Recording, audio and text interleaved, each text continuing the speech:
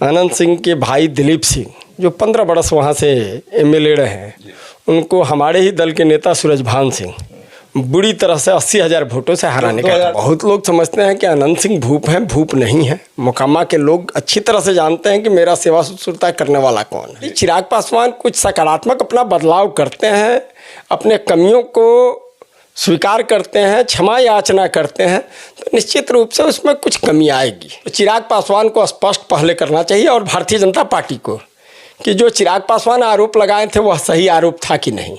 Bharatiya Janata party पर आरोप लगाने के लिए चिराग पासवान को सार्वजनिक रूप से खुलेआम माफ़ीनामा पहले मांगना चाहिए और उस माफ़ी के बाद ही भारतीय जनता पार्टी उन पर कोई विचार करे। देखिए, आप लोग अंदर की बात बहुत कुछ नहीं जान रहे हैं। तो राष्ट्रीय लोक जनशक्ति पार्टी के स्वीकृति के बाद ही चिराग पासवान को प्रचार के लिए भेजा गया, ऐसे नहीं आए। मंत्री बने, शुभकामना है, लेकिन पहले जो हम सवाल उठाए हैं कि चिराग पासवान जो भारतीय जनता पार्टी पर आरोप लगाए हैं उसको स्पष्ट करें। गाछे कटहर ऊँटे तेल हम कहते हैं कि ये लोग आज चिराग पासवान को इतिहास को थोड़ा सा आप लोग पत्रकारिता करते हैं तो पीछे से देखिए। पासवान जी का उत्तराधिकारी चुनना था नरेंद्र मोदी जी को, तो स्पष्ट रूप से पशुपति कुमार पारस जी को चुन लिया और मंत्री बना दिए।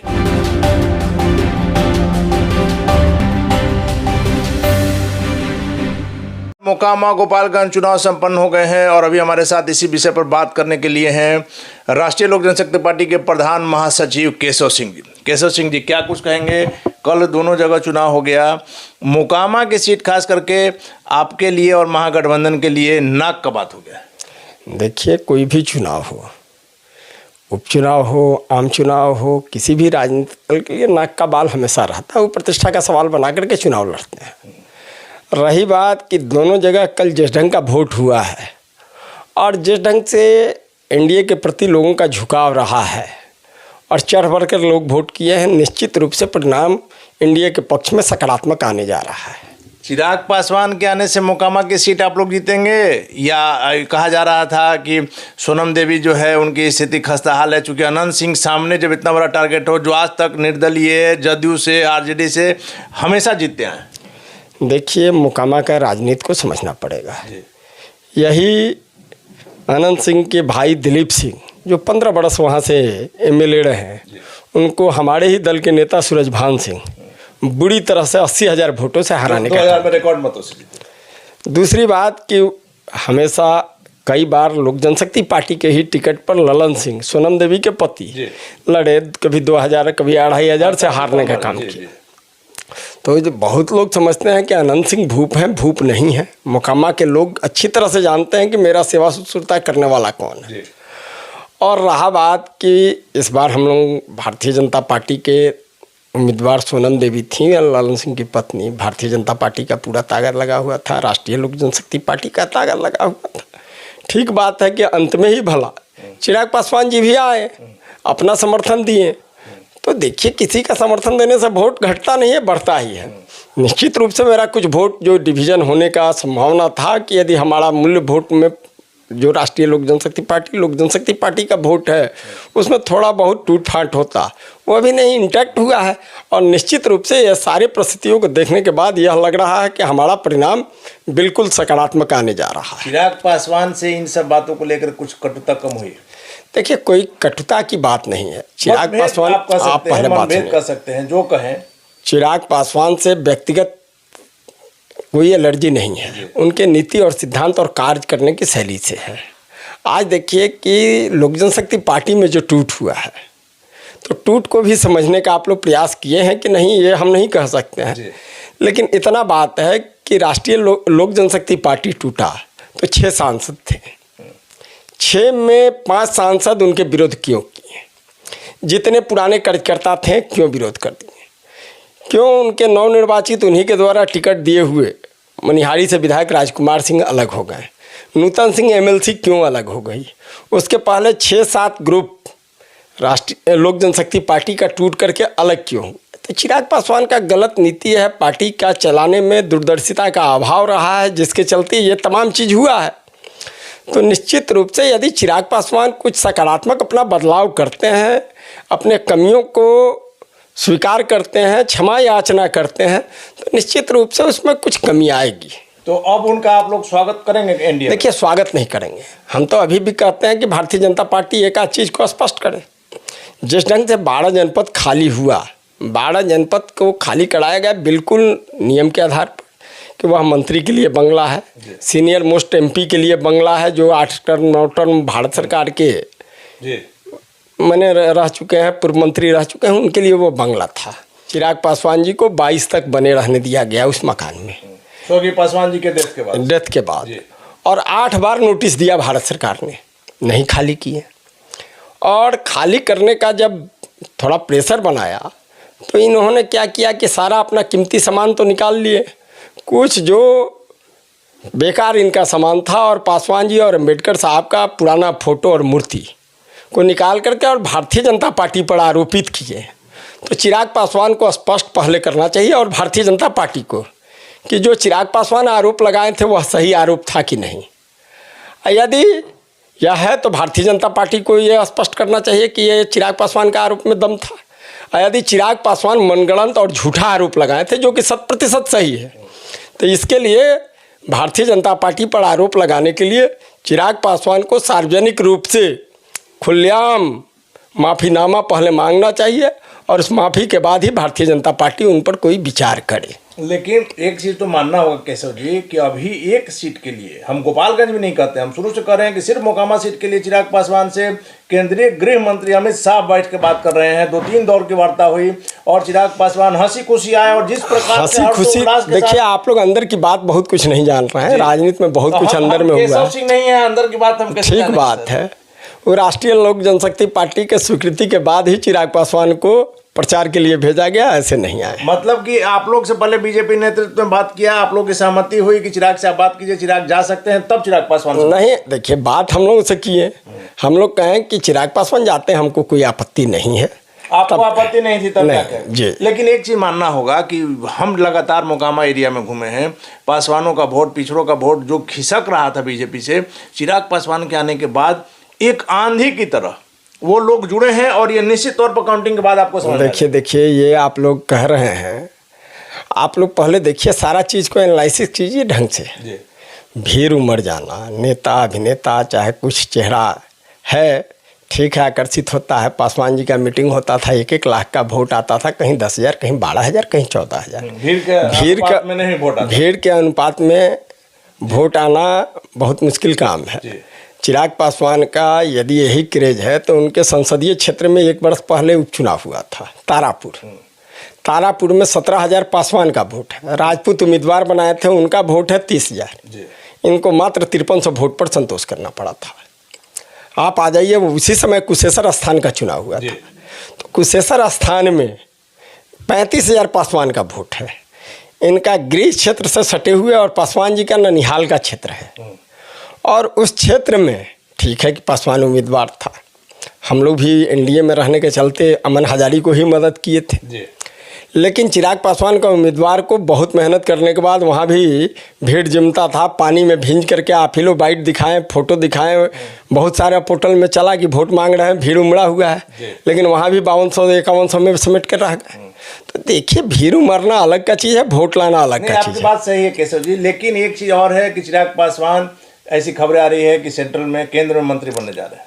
मंत्री बने, शुभकामना है, लेकिन पहले जो हम सवाल उठाए हैं कि चिराग पासवान जो भारतीय जनता पार्टी पर आरोप लगाए हैं उसको स्पष्ट करे और बीजेपी भी स्पष्ट करे, और बीजेपी भी स्पष्ट करे। नहीं तो देश के लोगों को राजनीति में जो नैतिकता के मूल पर आधारित राजनीति है, इससे विश्वास हट जाएगा कि सारे दलों का जो भारतीय जनता पार्टी के बारे में एक अलग ऑप्शन है, लोगों को एक अलग सोच है कि मूल्य और नैतिकता की राजनीति करती है, तो मूल्य और नैतिकता की राजनीति धाराशाही होगी। और निश्चित रूप से हम कहेंगे कि चिराग पासवान के जो आरोप लगा करके अब पलट रहे हैं, तो निश्चित रूप से हमारे पूज्य नेता रामविलास पासवान जी को अपमानित करने का काम कर रहे हैं। अच्छा, ये मानिएगा कि चिराग पासवान यदि आ रहे हैं, मंत्री बन रहे हैं, तो आप लोग को किसी प्रकार की आपत्ति नहीं है? अरे भाई, प्रधानमंत्री जी का विशेषाधिकार है, किसी को उठा करके बना दें और किसी को बनावे, उससे हमको कोई आपत्ति नहीं है। उनसे हमारा कंपटीशन क्या है? लेकिन ऐसी भी खबरें आ रही हैं केशव जी, आप फिर भड़केंगे कि आपको जानकारी नहीं है, लेकिन चिराग पासवान को बिहार के मुख्यमंत्री के तौर पर भी प्रस्तावित किया जा सकता है। अच्छा, गाछे कटहर ऊँटे तेल हम कहते हैं कि ये लोग आज चिराग पासवान को इतिहास को थोड़ा सा आप लोग पत्रकारिता करते हैं तो पीछे से देखिए। पासवान जी के देहांत के तुरंत बाद से ही मंत्री बनने के लिए सपना देख रहे हैं और कितना चला मीडिया में, कितना न्यूज उड़ा, क्या हुआ है आज तक रिजल्ट नहीं। लेकिन वो तो पासवान जी का उत्तराधिकारी चुनना था नरेंद्र मोदी जी को, तो स्पष्ट रूप से पशुपति कुमार पारस जी को चुन लिया और मंत्री बना दिए। रहा बात कि मुख्यमंत्री का, तो ये बिहार फर्स्ट, बिहारी फर्स्ट नारा दे करके किस दिन से चिल्ला रहे हैं। और नीतीश कुमार से उनका व्यक्तिगत लड़ाई एनडीए में रहते हुए मुख्यमंत्री पद के लिए ही लड़े कि हम मुख्यमंत्री का हमको उम्मीदवार बनावे, लेकिन बिना पूंजी के मधु कोड़ा हो रहे हैं क्या? लेकिन क्या अकेले जीतेंगे, निर्दलीय जीतेंगे और बिहार का मुख्यमंत्री बन जाएंगे? लेकिन कैसे भारतीय जनता पार्टी ये नीतीश कुमार को एक बार चांस दे करके और गलती कर चुका है। बिहार के राजनीति में भारतीय जनता पार्टी पुनः यह गलती को, लेकिन आप एक चीज मानेंगे कि यहाँ बिहार में खास करके आप बीजेपी अकेले हैं, आप एक साथ हैं, राष्ट्रीय लोक जनशक्ति पार्टी साथ है, और आपके जो सूरजभान सिंह आपने नाम लिया, सूरजभान सिंह ने भी माना कि चिराग पासवान दलितों के, पिछड़ों के बड़े नेता हैं। अरे भाई, सूरजभान जी किस संदर्भ में कहें? अच्छा से तो सूरजभान जी बताएंगे कि व्यंग्यात्मक लहजा था कि समर्थन लहजा था। आप ये तो हैं कि बिहार में दलितों के, पिछड़ों के, पासवानों के चिराग पासवान मतलब अच्छा घुमा सकते हैं, वोट पर पकड़ है। एक बात जान लीजिए, हम तो वोट के बारे में पहले बता दिए, तारापुर कुशेश्वर स्थान का है दे करके। पिछली आप पहले सुन लीजिए, यही जी महागामा झारखंड का क्षेत्र है, बिहार का बॉर्डर पर उनका चकाई से लगा हुआ है। वहाँ चुनाव लड़े, लगभग 40-45 हज़ार पासवान का वोट है। कितना इनको वोट आया? 1,500 वोट आया। इनके जरमुंडी में इनके प्रदेश अध्यक्ष झारखंड में लड़े। जरमुंडी भी बिहार का बॉर्डर पर है, वहाँ भी पासवानों का अच्छा तादाद है। कितना वोट आया? 800 वोट आया। नहीं मानेंगे इस बात को? अरे भाई, हम देखिए अपना जो बात बोल रहे हैं, हम कोई दिखावा बात नहीं बोल रहे हैं, हम और मुकर नहीं रहे हैं। हम जो रिजल्ट परिणाम आया है उस आंकड़ा को आपके सामने रख रहे हैं। जो आंकड़ा आया है स्पष्ट रूप से साबित करता है कि चिराग पासवान हाथी के दांत है, दिखाने के लिए कुछ है, हाथी का दांत खाने के लिए कुछ होता है। दिखावे, भीड़ भाड़ दिखावे, तथाकथित दिखावे, बहुत गांव देहात के लोग समझते हैं कि फिल्मी दुनिया के हीरो हैं। फिल्मी दुनिया में भी फ्लॉप किए, राजनीति में भी फ्लॉप किए। फ्लॉप शो को भी, राजनीति तो अभी शुरुआत है, फ्लॉप नहीं। कैसे कहेंगे? अरे 2014 में जो एमपी बन गया, आज 22 है। एक मिनट पहले बात सुनिए। 1 टर्म लोकसभा का पार कर चुका, 5 बरस, फिर इधर 8 बरस। 8 बरस में लोग राजनीति में कहाँ से कहाँ सीख जाते हैं। चिराग पासवान अभी बच्चा है। आप भी मैंने नीतीश कुमार का भाषा बोल रहे हैं। नहीं, नीतीश कुमार ने कहा कि चिराग पासवान बच्चा है, आप भी कह रहे हैं कि बच्चा है। हम बच्चा नहीं कह रहे हैं, हम तो कह रहे हैं कि आप कह रहे हैं। 8 बरस से जो एमपी है, मेंबर ऑफ पार्लियामेंट, हमने कहा कि उम्र कम है। उम्र कम है। उम्र कम में आज देखिए, कम उम्र में सचिन पायलट को देख लीजिए, ज्योतिरादित्य सिंधिया को देख लीजिए, जितेंद्र प्रसाद को देख लीजिए, बहुत लोग, यही राजशेखर रेड्डी के जो लड़के हैं उनको देख लीजिए। लेकिन केशव जी, कल के डेट में यही कम उम्र का जो लड़का है अभी, जिनकी उम्र हमको लगता है 30-35 साल, 36 साल होगा, पूरा हमको जानकारी नहीं है, 40 वर्ष पार कर गया। 40 साल है, तब तो कम नहीं कहलाएगा। लेकिन कल के डेट में अगर चिराग पासवान बिहार के मुख्यमंत्री बनते हैं, तब भी आप कहेंगे कि देखिए, ये पहले बात सुनिए, ये सब सपना है। सपना, मार्केटिंग, ब्रांडिंग, ये सब करवा रहे हैं, करवावें, इसके लिए उनको शुभकामना है। हमने कह दिया कि गाछ में अभी कटहल फड़ा नहीं है, ऊँट में तेल लगा कर के चमकाने से कुछ नहीं होगा। निश्चित रूप से बिहार का मुख्यमंत्री बनने के लिए इनको तपस्या करना पड़ेगा, जनता के बीच में जाना पड़ेगा, जनता के दिल दुख सुख में जानना पड़ेगा। अरे यही चिराग पासवान आपको उदाहरण बता दें, खोल देंगे मुंह तो बहुत कुछ खुल जाएगा। क्या आप पिछला विधानसभा में जो अपने पॉलिटिकल पार्टी का, जिस पार्टी के वो अध्यक्ष थे, कितने टिकट बेचती हैं? मेरे पास प्रमाण हैं। आज भी शिवहर टिकट बेच दिए, टिकट बेचे, तमाम लोग जानते हैं। जितने प्रवासी पक्षी आकर के लोक जनशक्ति पार्टी के सिंबल पर लड़े, बाहरी लोग कितने कर्जकर्ता लड़े, 20% कर्जकर्ता लड़े, सारे प्रवासी पक्षी लड़े। अब प्रवासी पक्षी को लड़ा करके कितना दिन अपने कैद रख पाए? तो जो व्यक्ति टिकट बेच सकता है, वह बिहार के लिए दुर्भाग्य होगा कि जिस दिन बिहार का मुख्यमंत्री बन जाएंगे, बिहार का एक भी संपत्ति नहीं बचेगा और पूरा बिहार में भ्रष्टाचार हो जाएगा। एक देखिए कहावत है बड़ी अच्छा, पूर्वज लोग कहते थे कि यदि किसी तालाब का एक मछली चोरी हो जाए तो समझ जाइए कि बंगाली किया है, और यदि समूचे तालाब का मछली चोरी हो जाए तो समझ जाइए पंजाबी किया है। तो चिराग पासवान बिहारी कल्चर के आदमी नहीं है, पंजाबी कल्चर के आदमी है, और निश्चित रूप से ये पूरा बिहार को लूट लेने का काम करेंगे, बिहार का विकास और करने का काम नहीं करेंगे। वो बिहार फर्स्ट बिहारी फर्स्ट का स्लोगन किससे लिए हैं? उनको पीके जी ने दिया। पीके जी का ये स्लोगन को उतारना धरातल पर चाहते हैं, लेकिन किसके बल पर उतारना चाहते हैं? उनके पार्टी का एक भी बड़े पद पर कोई पॉलिटिकल आदमी चाहे सम्मानित आदमी को बता दीजिए है। जितने लोग हैं या तो बाहुबली हैं नहीं तो माफिया हैं। तो जो बाहुबली और माफिया से पार्टी चलवाएगा वह बिहार को क्या करेगा?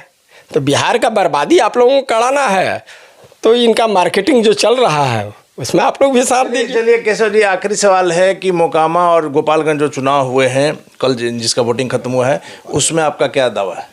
देखिए हम तो कह दिए कि दोनों जगह जीतेंगे। गोपालगंज तो 100% हम जीतेंगे। गोपालगंज के बारे में आप लोग देखें कि कुसुम देवी के प्रति एक सिंपैथी था, भारतीय जनता पार्टी का वहाँ पर लहर था, हम लोग तमाम लोग साथ थे। और आप देख लीजिए पिछले बार भी 2015 में सुभाष सिंह भारतीय लोक जनशक्ति पार्टी और भारतीय जनता पार्टी दोनों आदमी मिलकर के लड़ा था, तब भी जीते थे। वो 2005 नवंबर से लगातार 20 वर्ष तक वहाँ का प्रतिनिधित्व करें। आज उनकी पत्नी लड़ रही हैं। दूसरा बात है कि महागठबंधन का वोट में ज़बरदस्त विभाजन हुआ है, साधु यादव बांटे हैं। आज आपने देखा, समाचार पत्रों में देखे होंगे कि जो वहाँ आरजेडी के उम्मीदवार हैं मोहन गुप्ता, उन्होंने लगभग 10 महागठबंधन समर्पित कार्यकर्ताओं पर केस किए हैं। केस ये किए हैं कि ये लोगों ने बैठाया कि सोशल मीडिया के माध्यम से भ्रम फैलाने का काम किए कि मोहन गुप्ता का नॉमिनेशन रद्द हो गया। तो ये दिग्भ्रमण हुआ है निश्चित रूप से। और लोग मैक्सिमम जो माय समीकरण के लोग हैं, यादव और मुसलमान, मेजर यादव अच्छा वोट कर दिए हैं साधु यादव को, कुछ मुसलमान भी किए हैं, कुछ मुसलमान ओवैसी को पार्टी को किए हैं, और एनडीए का वोट इंटैक्ट रहा है, जिसका फ़ायदा वहाँ पर कुसुम देवी को निश्चित रूप से मिल रहा है। यहाँ मोकामा की जो स्थिति है, वह आपको लग रहा है कि वहाँ जदयू लड़ रहा है, आरजेडी लड़ रहा है, महागठबंधन लड़ रहा है? क्योंकि हमने फील किया कि वहाँ आरजेडी सिर्फ लड़ रहा है। देखिए हम तो पहले से कह रहे थे कि वहाँ पर आपका 36 का रिश्ता आनंद सिंह वर्सेस ललन सिंह, जो जदयू के राष्ट्रीय अध्यक्ष हैं। यही एक समय था कि नीतीश कुमार जी का नाक के बाल आनंद सिंह होते थे। एक समय था कि यही नीतीश कुमार जब 12 लोकसभा के चुनाव लड़ रहे थे तो वही अनंत सिंह के सामने हाथ जोड़े खड़ा रहते थे। जब अनंत सिंह ऐसे आदमी को आंख दिखाए तो अनंत सिंह उनका विरोध कर दिए, और आज विरोध का बदला लिए हैं नीतीश कुमार भी कि दोबारा चुनाव। नीरज जी आज ठीक वहाँ के नेता थे, जदयू के मुख्य प्रवक्ता हैं, आज बीमार हो गए हैं, लेकिन पहले वो स्वस्थ थे, जा सकते थे, कोई ताकत नहीं लगाए, यानी जदयू के लोग कुछ नहीं ताकत लगाए। और मुझे जो एक और रिपोर्ट मालूम हुआ कि धानुक वोट भूमिहार के बाद वहाँ है दूसरे नंबर पर। तो धानुक समाज के लोग जो कि जदयू के परंपरागत वोटर माने जाते हैं, ये तमाम लोग सोनम देवी को वोट करने का काम किए हैं, और सोनम देवी को हर एक जाति धर्म मजहब का लोगों का वोट मिला है, और जब ज़बरदस्त मिला है। अप्रत्याशित रिजल्ट मोकामा का होगा, निश्चित रूप से सोनम देवी भी जीतेंगी। चलिए धन्यवाद आपका। तो ये थे हमारे साथ केशव सिंह जी, राष्ट्रीय लोक जनशक्ति पार्टी के प्रधान महासचिव, जिनका दावा है कि बिहार में जो 2 सीटों पर उपचुनाव हुए हैं, मोकामा और गोपालगंज, इसमें दोनों में एनडीए की जीत होगी। हालांकि आगे क्या होगा ये देखना काफ़ी दिलचस्प होगा।